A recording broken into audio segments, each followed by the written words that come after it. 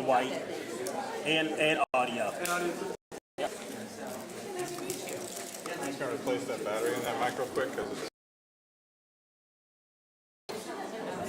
I'm going to go off for a sec, but I got a little battery.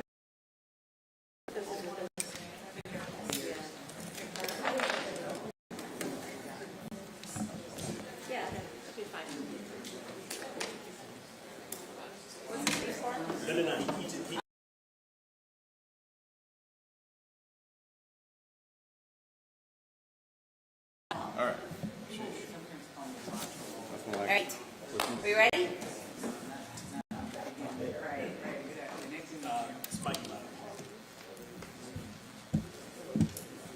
Everybody ready? Great.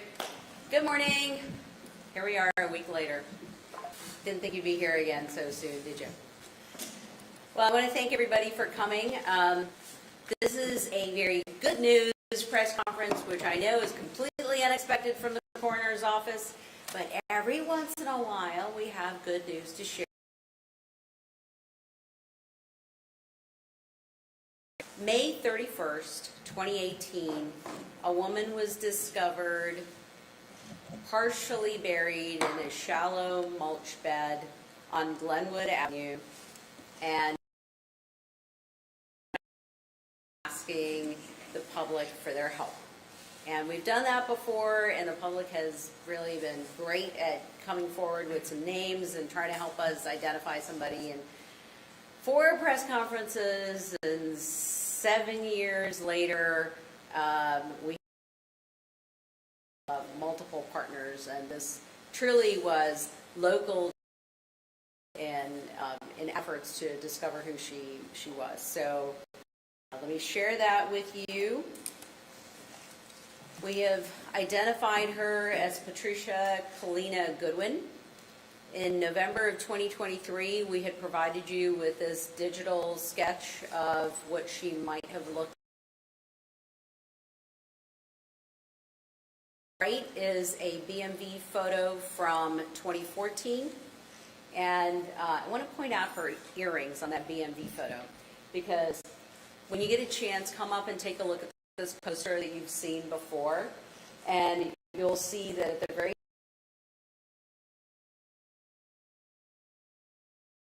that match those. But that's not how we discovered who she was. It wasn't just a matching of earrings. There is also a timeline that I'm going to show you here of how we got where we did. So she was discovered, basically exactly 7 years ago, right? It was Memorial Day weekend, and here we are, and the autopsy was completed June 1st. The first press conference was July 20th. DNA samples, BCI come up and talk in a few minutes about how BCI and the Attorney General's office helped us with something called Project Link also. Want to say that we did everything we could. Local media really helped us trying to identify her. In the course of the past 7 years,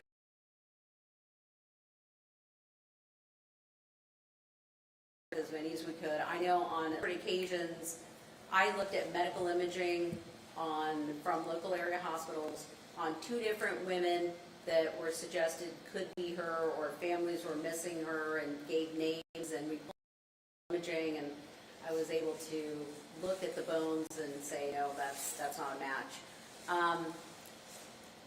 Recently, when it was discovered of who she might be, and this was done through genealogy, we did one of the local hospitals. It did compare it to the who we affectionately called Rose Lady, because she was discovered with a rose on her chest. And from the beginning, we said we did not suspect foul play. So I looked at her chest X-ray and compared her bones on the chest X-ray to our X-ray.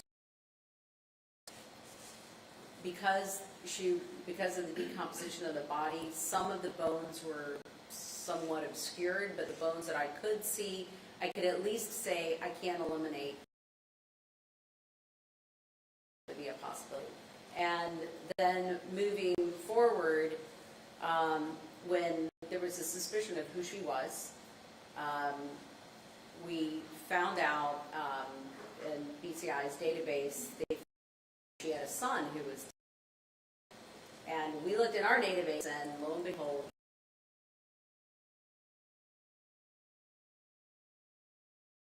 we were able to use the blood card, the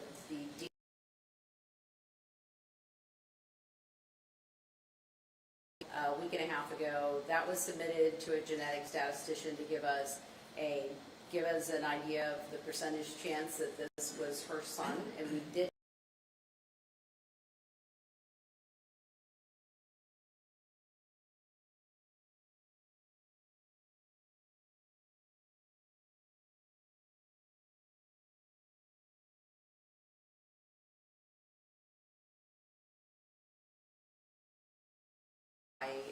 And I'm going to introduce Elena Iadarola, who's the Cincinnati FBI field office, and she can tell you the role they played and how they did what they did. One of the important things I want to point out here is that, the public is so afraid to submit DNA samples, and one of the reasons that we ask, and it's not like we are using purposes. I mean, we are using that information to identify people that we haven't been able to identify. And in the last few years since I've been coroner, we've been able to solve a case from 1992 even, getting information like that. So it's important. We want to say that again. We appreciate the public's cooperation. I will tell you, interestingly enough,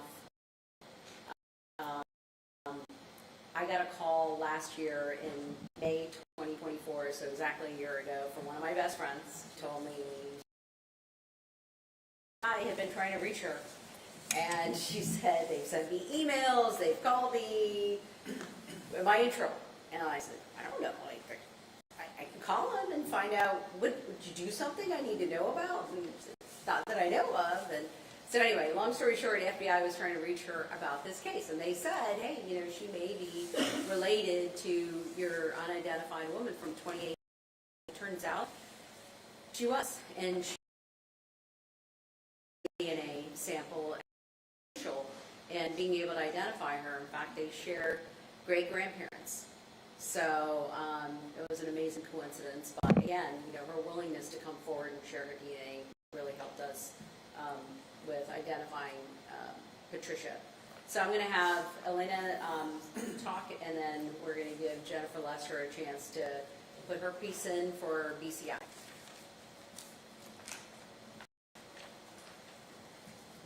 Hi, good afternoon. So I'm Elena Iadarola, the Special Agent in charge of the FBI Cincinnati Field Office. And I want to thank Dr. Samarco and all of those who worked on this case and who were involved in these efforts. So the FBI has been using investigative genetic genealogy techniques for the last several years. We often just refer to it as IgG cases, and help us identify unknown human remains in violent crime cases. In this investigative genetic genealogy team, led by Special Agent Sarah Dumron, was asked to assist in identifying the remains of the May 2018 case. And we worked with Court Office, BCI, and Cincinnati PD, who had the missing persons case. So IgG combines unknown DNA with genealogy research and historical records to assist law enforcement to identify the unknown DNA and solve cases. So using IgG techniques, the FBI's team was able to identify Patricia Kalina Goldwyn in this case as a possible candidate. And recently, Dr. Samarco and her staff confirmed that indeed it was Patricia Kalina Goodwin. So, about partnerships. Federal, state, and local agencies work together and share information and resources for positive outcomes. And the FBI is here to assist, and we want to support our partners in these type of cases to solve crimes and help identify unknown persons. If other law enforcement agencies have cold cases like this, contact us so we can work on these cases together.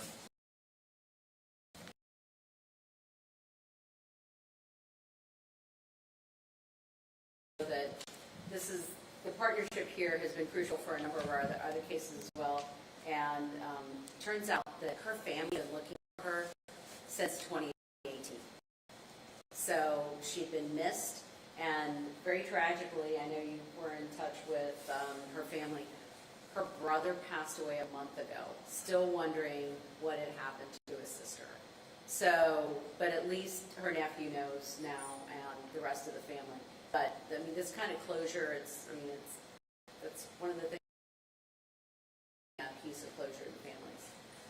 So, thank you so much for helping us and for being there for us. And Cincinnati Police also has been following all of this from day one and helping in any way they can. I'm going to have a lady answer questions in the BCI and the Attorney General's office, so we're going to let her talk about how they helped in everything from the clay model that we had to, I think this was the one we actually had the CT scan of her head, and we had a 3D printed skull that we used for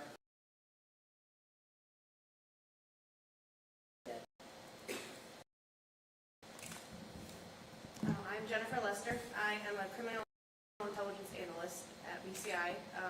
I am assigned to missing persons and unidentified remains. So I have been assigned to this Jane Doe case since 2018. And like they talk about, watching all the different agencies working together on this case kind of pushes all together what Project Link is in Ohio. If you're not familiar what Project Link is, it stands for Linking Individuals Not Known. It's a program that we have here in Ohio, unidentified remains, and we collect DNA from families of missing persons. We get both those cases worked, and we enter that DNA into CODIS hoping for a match. Once that is done, once we have the CODIS entry, we then can work on additional steps, just like we did on this case, to try to move this case along, and we bring in other partners for these type of cases. So my request today is for any families out there in the state of Ohio that haven't seen their loved ones, that don't know that resource is out there, they can call our toll-free number. It's 855-BCI Ohio. They can report their loved one to us. Even if they've already reported to a local agency, we can assist on that. If they did report it and they feel like their case isn't getting work, they can still call us. We're here to help. We're here to facilitate between us, the coroner's offices, and the local agencies to help move these cases along and help match with DNA. Okay, I think we can open it up to questions for any of us. What do we know about this woman? Where did she come from? What can you tell us about how she ended up where she was? Well, there are a lot of questions that you just fired at me, but I can tell you that we know that at some time she lived in Warren County,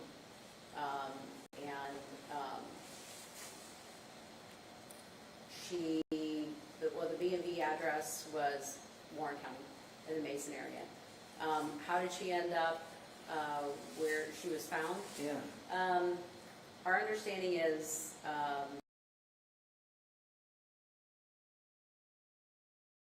her car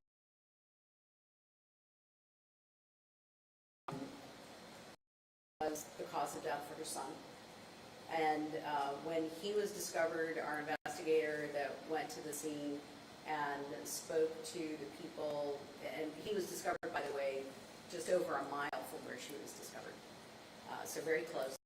But spoke to the people in the area that knew him, and in fact his tent mate, from what I understand, somebody he shared the tent with, that he had been with his mother, but she had passed a year before.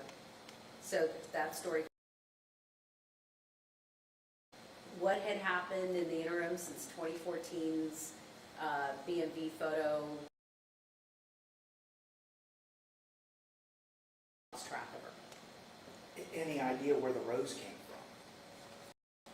from? I mean, we can't know because, but, you know, I don't think there was any surveillance footage of that either. But just talking to the tent mate for her son, Jason, it's likely that they were together and that he tried to do the best he could and left a rose on her chest. That's what we think might have happened, but it's all just guessing at this point. But it sort of fits with the information we're getting from the people that knew them.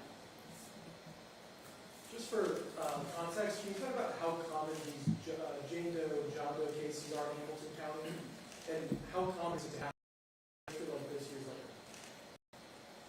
They're not as common as you think, actually. We only had a handful of cases, and we've been whittling those down pretty consistently. I think we only have, 3 left in our database? 2 or 3 left in the database. I know when I first started in the office, we had 7. I remember that number. So they're not very common. We have reached out over the last few months. I know we had a couple of cases with reaching out to the public and getting information. So those were solved within weeks. Most of the time, they are solved within weeks or even a few months. And this one, you know, the one that we thought would take a long time was when a torso was discovered. You know, and even that one with the help and posts that were out there, even that one was solved within a few months. So pretty rare. The 1992 case that we solved, just a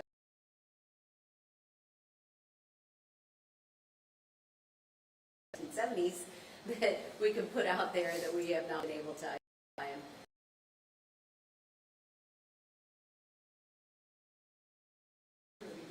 She was fingerprinted. So she had never been in the system. No, in fact, when you read the timeline that we gave you, you'll see on there that she had been fingerprinted, but nothing came up. And that was using federal databases and everything. So Once you made this,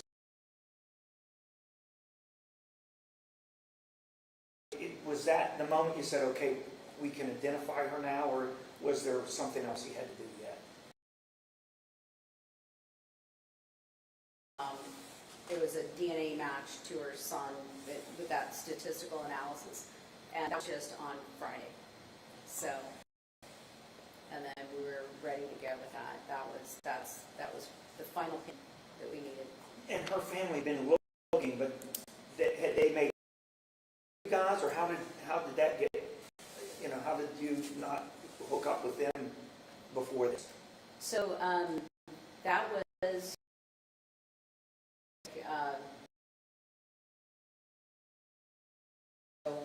When the FBI agents were looking into that family tree, they discovered members of the family and they reached out to them.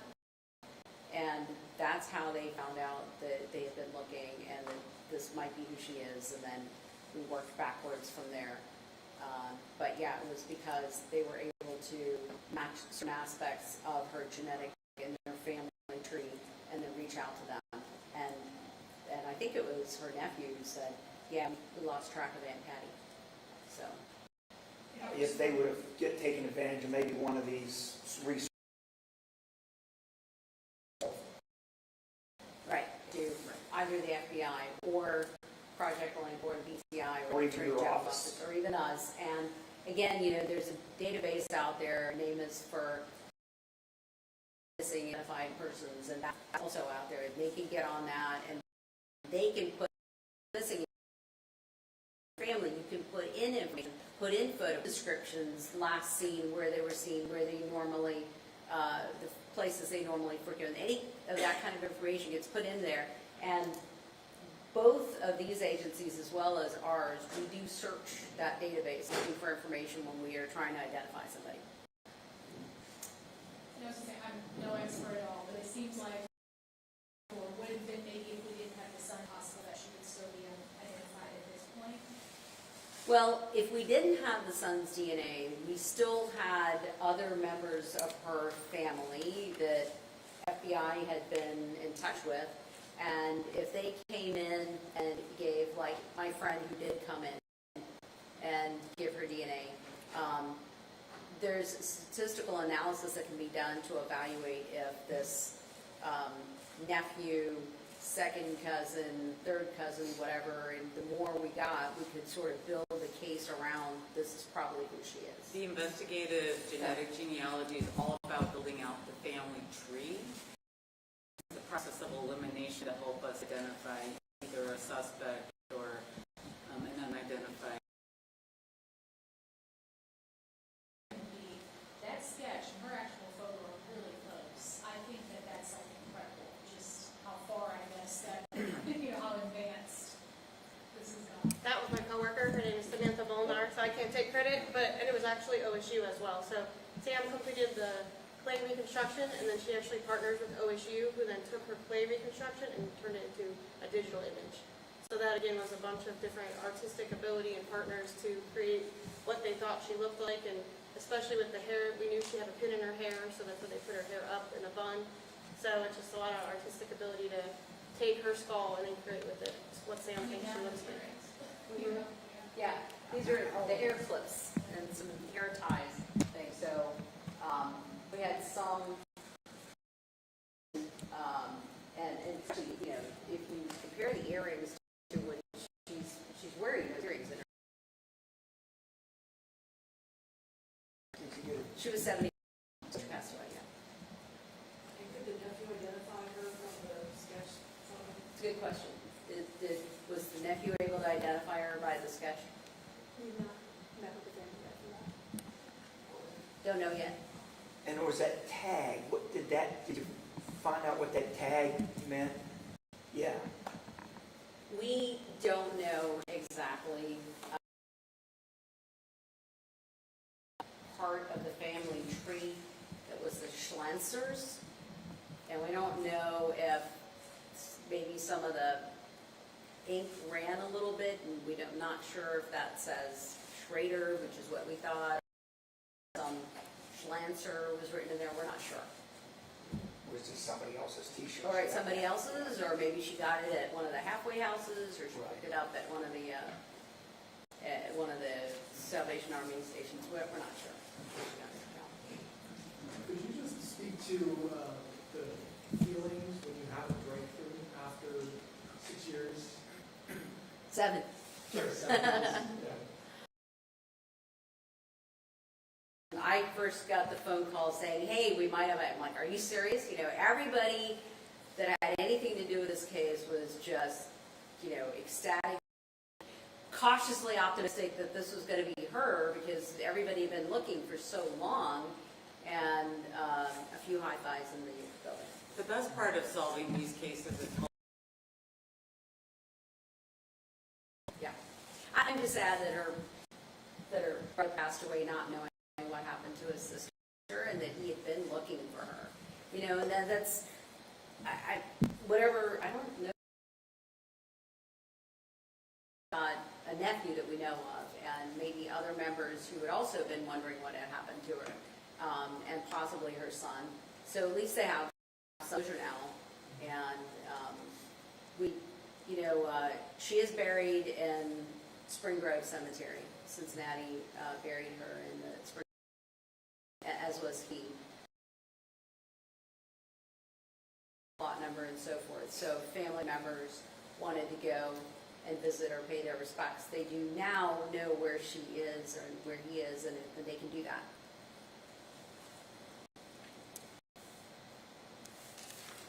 Any other questions? Thank you all very much for coming. Thank you. Our partners are around here for questions for free. Can people please just say and spell your name and your title one more time, and then Mike, before you go? Elena Iatrola, common spelling. So E-L-E-N-A, and last is I-A-T-A-R-O-L. Special agent in charge of the Cincinnati FBI field office. Thank you. Thank you. Jennifer Lester, JENNIFERLESTER, criminal intelligence analyst at BCI.